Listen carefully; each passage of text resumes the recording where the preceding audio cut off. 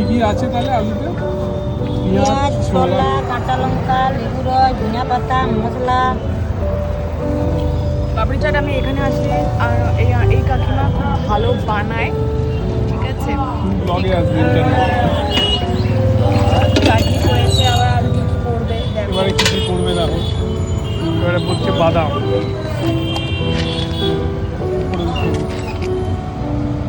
ও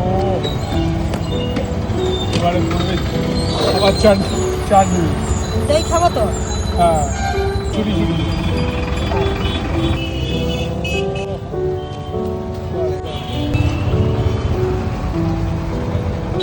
খাও। তাহলে এটার প্রাইস 50। 50, রিজনেবলই আছে অন্য জায়গায়। হ্যাঁ কোয়ান্টিটি ওয়াইজ অনেকটাই দেয়। তোমরাও এসো কাশির দোকানে, ঠিক ওই ব্রিজটার নিচে।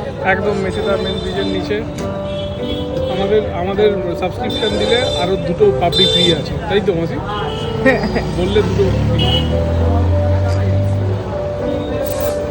কিরকম আমাকে একটু দে। ও ফোনটা নিয়ে আমি বুঝতেই পারছি না। নুন লাগবে না। আমারটা একটু নে না, খাচ্ছি। আমারটা আসছে তো। আমার মনে হয় মানুষের যখন যেটা ইচ্ছা করে সেটা করে নেওয়া উচিত, বেশি দেরি না করাই উচিত। কারণ মনের আত্মার শান্তি যে পাওয়া যায়।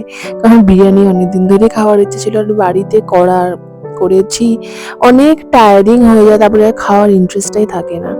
তো চলে গেছিলাম বিরিয়ানি খেতে। এখানকার বিরিয়ানিটা পার্ক পয়েন্ট, এটা রেস্টুরেন্টের নাম। তো এটা একটু হালকা টাইপের বিরিয়ানিটা ওরা বানায়, বেশ ভালো, হেলথের জন্য ভালো আছে, অত রিচ না জিনিসটা।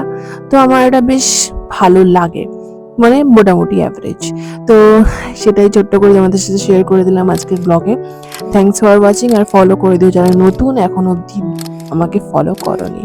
তারা দেখা হবে অন্য ব্লগে।